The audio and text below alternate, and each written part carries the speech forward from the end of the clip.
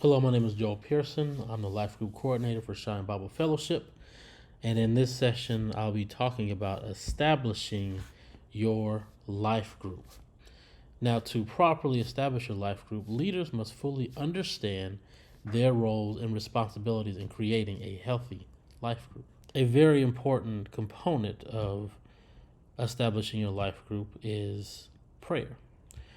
See, life group leaders should be engaging in personal prayer. They should have a robust personal devotional life, and they should also be constantly praying for life group members. Life group leaders also encourage life group members to engage in personal prayer and pray for life group members as well. One tip for life group leaders is to send out a weekly email of the group's prayer requests, because when you come in your life groups, you're going to be having prayer requests, and you should not only pray for those prayer requests in session, but then also send an email to all your other members so that everyone can be praying for each other.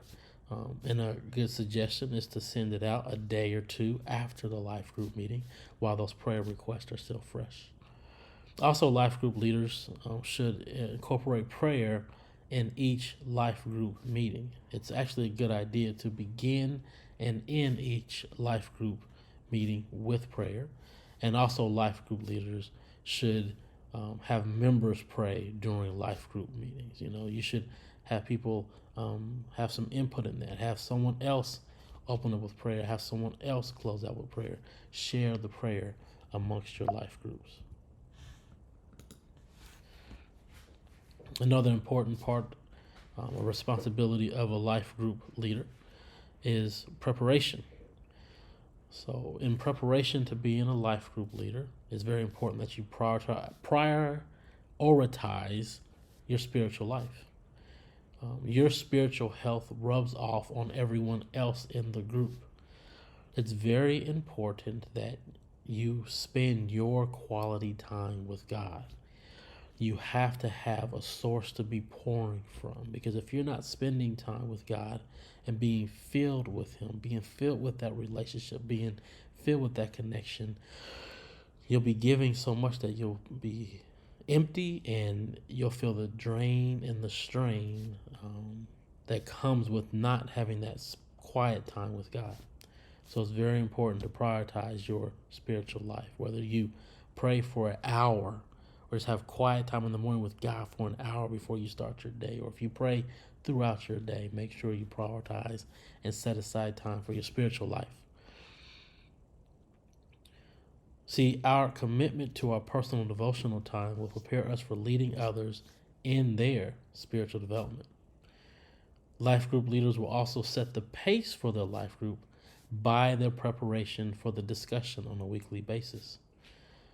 Life group leaders are also free to reach out to other life group leaders and the life group coordinator for assistance in preparing their life group meetings. It's very important that you prepare, and you don't have to prepare alone. You can talk to anyone who is in leadership with life groups. Reach out to them and get some tips, some guidance on preparing your life group. Another responsibility, another important part of establishing your life group is that you model the behavior that you want to see within your life group members. See, life group leaders must model the behavior they expect in the life group. Life group leaders set the tone. For example, something very simple: show up on time or even early so that they'll show up on time. Be honest and open also so that you will set a culture. You'll set an experience, an atmosphere, if you will, of being honest and open. See, life group leadership model an authentic and accountable culture. Life group leaders must set the tone in terms of confession, authenticity, and spirituality. So again, model the behavior that you want to see. Another important part about establishing your life group is that you want to be sure that you are discipling others. You must commit to pursuing relationship with life group members of the same sex for further discipleship on a more intimate level. You may want to reach out to individuals and talk to them one-on-one about their experience in life group. You might want to talk to them one-on-one just about what's going on in their lives and praying for them and praying with them. But you want to make sure that you are discipling others. You want to make sure that you're helping others follow Jesus and that they are transformed by Jesus and that they too will be transformed to the people who will be followers of Jesus and who help to disciple others. And then also, not only would you be facilitating your own life group member relationship outside of the life group, maybe you can even help to foster other relationships and help other people get connected.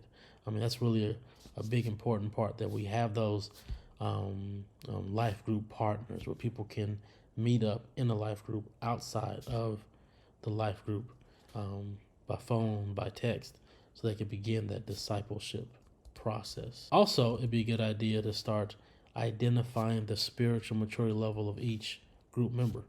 And we'll talk about this a little bit more in depth. We'll talk about the infant, child, young adult, parent, to the best of your ability. You want to find out individuals where they are in their spiritual development. And after you have identified their level, develop opportunities to help them grow.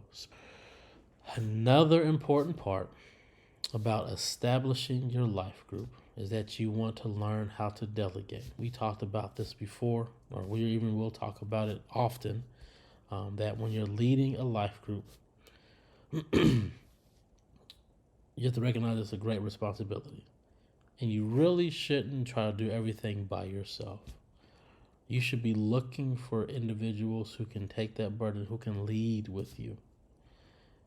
So you can delegate almost everything in a life group. You can delegate emails, texts, prayer, follow-up calls, helping to grow the life group. You can delegate all of those tasks. Now, the one thing that you cannot delegate is you cannot delegate being the champion of the culture. So you want to create that culture. You want to stay engaged in that. But everything else you really can delegate. It helps your people take ownership when you delegate. Again, it's about input. We're really not trying to sell people on life groups. We're not trying to get buy-in for life groups. We're really trying to get people who really want to engage with life groups on their own because they are genuinely interested in being a part of a life group. Thank you for joining me in this session on establishing your life group. My name is Joel Pearson. God bless you and have a wonderful day.